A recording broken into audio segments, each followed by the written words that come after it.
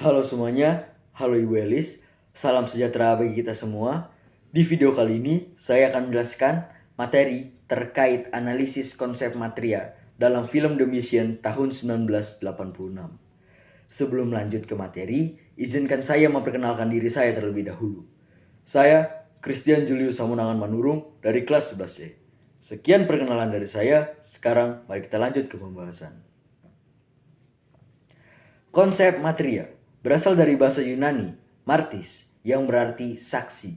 Dalam ajaran Kristen, materia merujuk pada kesaksian iman, baik melalui perkataan, perbuatan, maupun penderitaan, termasuk pengorbanan hidup sebagai seorang martir. Para martir Kristen dalam sejarah seringkali mengalami penganiayaan karena mereka mempertahankan iman di tengah penindasan. Film The Mission tahun 1986 yang disutradarai oleh Roland Joff menggambarkan perjuangan para misionaris Yesuit di Amerika Selatan pada abad ke-18 dalam menyebarkan ajaran Kristen dan melindungi masyarakat pribumi Guarani. Dari kolonialisme, film ini memperlihatkan bagaimana materia diwujudkan dalam tindakan nyata, baik melalui pengorbanan, penderitaan, maupun kesaksian iman. Dalam analisis ini akan dibahas bagaimana film The Mission tahun 1986 ini mencerminkan konsep martiria dalam berbagai aspek. Poin yang pertama, materia sebagai kesaksian iman melalui tindakan. Dalam kekristenan, materia bukan hanya berbicara tentang kata-kata, tetapi juga tentang bagaimana seseorang menjalankan imannya dalam tindakan. Kesaksian iman ini seringkali tampak dalam keputusan seseorang untuk tetap teguh pada nilai-nilai Kristiani, bahkan ketika menghadapi bahaya sekalipun. Di dalam film ini, dua karakter utama menunjukkan cara yang berbeda dalam memberi kesaksian iman. Karakternya itu antara lain ada Padre Gabriel, seorang iman Yesuit yang menunjukkan materia melalui kasih dan damai. Ia tidak menggunakan senjata untuk melawan penjajah, melainkan memilih jalan non-kekerasan. Ia menggunakan musik sebagai cara pertama untuk mendekati suku Guarani. Hal itu menunjukkan bahwa iman bisa diperkenalkan dengan kelembutan. Ketika ancaman datang, ia tidak melarikan diri, tetapi tetap berada di komunitasnya hingga akhir. Meskipun ia tahu bahwa itu akan berujung pada kematian. Yang kedua, itu ada Rodrigo Mendoza. Rodrigo Mendoza ini adalah mantan tentara bayaran yang awalnya seorang pedagang budak. Jadi, setelah mengalami pertobatan dan menjadi Yesuit, Mendoza memilih bentuk materia yang berbeda. Ia percaya bahwa keadilan harus diperjuangkan. Bahkan, jika itu harus menggunakan kekerasan, keputusannya untuk mengangkat senjata dalam melindungi suku Guarani itu mencerminkan bagaimana beberapa orang memahami materia sebagai perjuangan aktif untuk kebaikan.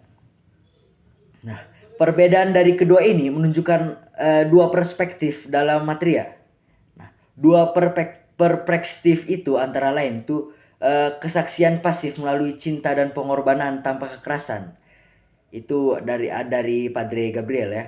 Yang kedua ada kesaksian aktif melalui perlawanan terhadap ketidakadilan dari Rodrigo Mendoza.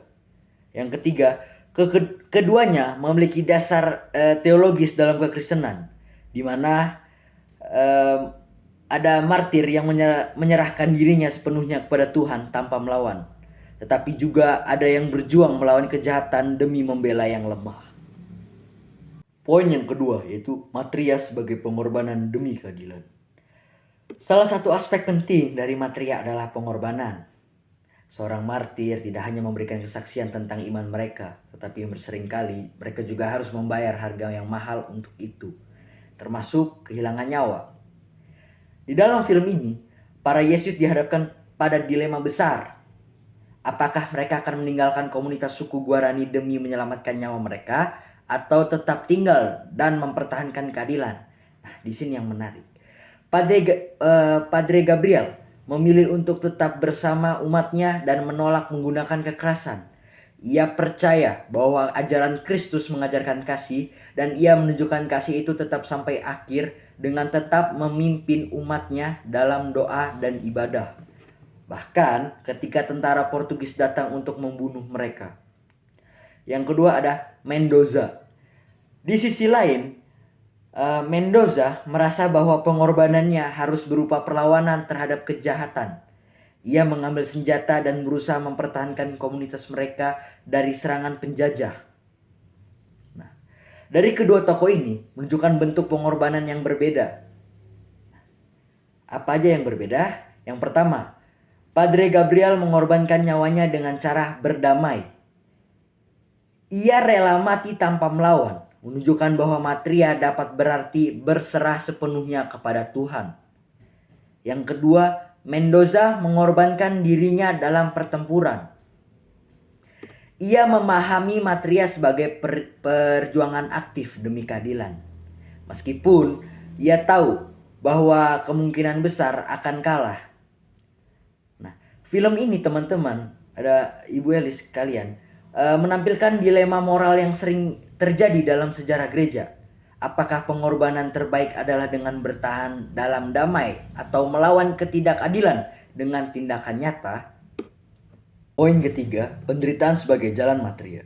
Dalam tradisi Kristen, penderitaan seringkali dianggap sebagai bagian dari perjalanan iman seseorang. Banyak martir dalam sejarah mengalami penderitaan sebelum akhirnya mati demi iman mereka. Di dalam film The Mission tahun 1986, penderitaan terjadi dalam berbagai bentuk. Yang pertama, penderitaan para misionaris Yesuit. Mereka berjuang membangun komunitas yang damai, tetapi kemudian dihianati oleh gereja Katolik sendiri yang memutuskan untuk menyerahkan wilayah misi mereka kepada Portugis demi kepentingan politik. Mereka juga menghadapi ancaman dari pemerintahan kolonial, tetapi tetap memilih untuk bertahan. Dan pada akhirnya mereka harus menerima kenyataan bahwa mereka akan dibunuh karena mempertahankan iman mereka. Yang kedua yaitu adalah penderitaan suku Guarani. Meskipun mereka telah menerima ajaran Kristen dan hidup dalam damai, mereka tetap menjadi korban kekejaman penjajah. Mereka dipaksa memilih antara melarikan diri, tunduk pada penjajah, atau berperang. Meskipun mereka tahu mereka pasti akan kemungkinan besar akan kalah. Dan juga banyak dari mereka yang dibunuh dalam pembantaian. Hal ini menunjukkan bahwa dalam sejarah mereka tidak bersalah, seringkali menjadi korban kekuatan yang lebih besar. Penderitaan di dalam film ini mencerminkan bagaimana Matria seringkali melibatkan kesakitan dan kehilangan. Dalam teologi Kristen, penderitaan ini tuh dapat dilihat sebagai bagian dari perjalanan menuju keselamatan. Sebagaimana Tuhan Yesus sendiri mengalami penderitaan sebelum kebangkitannya. Poin yang keempat, Matria dalam konteks perlawanan terhadap ketidakadilan. Selain menjadi kesaksian iman, Matria dalam film ini juga mencerminkan perlawanan terhadap ketidakadilan sosial dan politik. Di antaranya yaitu para Yesuit tidak hanya mengajarkan agama, tetapi juga menciptakan komunitas yang melindungi suku Guarani dari perbudakan dan eksploitasi. Poin yang kedua, Gereja Katolik pada saat itu memilih untuk tunduk pada tekanan politik dan ekonomi, menyerahkan wilayah misi kepada Portugis. Hal ini menunjukkan bahwa institusi keagamaan tidak selalu berpihak pada yang benar. Yang ketiga, para misionaris Yesuit dalam film itu memilih untuk tetap setia pada iman mereka dan menolak tunduk pada keputusan yang tidak adil. Meskipun mereka tahu itu akan membawa konsekuensi yang fatal. Dalam sejarah gereja, banyak tokoh mengalami nasib serupa. Contohnya ada Santo Oscar Romero, seorang uskup di El Salvador, dibunuh karena membela rakyat miskin dari penindasan pemerintahan militer. Yang kedua ada para misionaris di berbagai belahan dunia seringkali memilih martir ketika mereka memilih untuk berdiri di pihak kaum tertindas. Hal ini menunjukkan bahwa Matria bukan hanya tentang iman pribadi, tetapi juga tentang bagaimana iman itu diwujudkan dalam membela mereka yang tidak memiliki kekuatan untuk melawan. Kesimpulan. Kesimpulan yang dapat saya ambil dari film The Mission tahun 1986 memberikan gambaran mendalam tentang konsep Matria dalam beberapa aspek berikut. Yang pertama, itu ada kesaksian iman. Para Yesuit mempertahankan iman mereka bahkan ketika menghadapi ancaman. Yang kedua, itu pengorbanan dan martir. Mereka memilih untuk tetap bersama suku Guarani meskipun tahu itu akan berujung pada kematian. Yang ketiga, penderitaan sebagai kesaksian iman. Mereka menghadapi pengkhianatan, kekerasan, dan pembantaian sebagai bagian dari kesaksian mereka. Yang keempat, perjuangan melawan ketidakadilan. Mereka berdiri melawan eksploitasi kolonial yang mencerminkan bagaimana Matria juga bisa berarti perlawanan terhadap ketidakadilan sosial.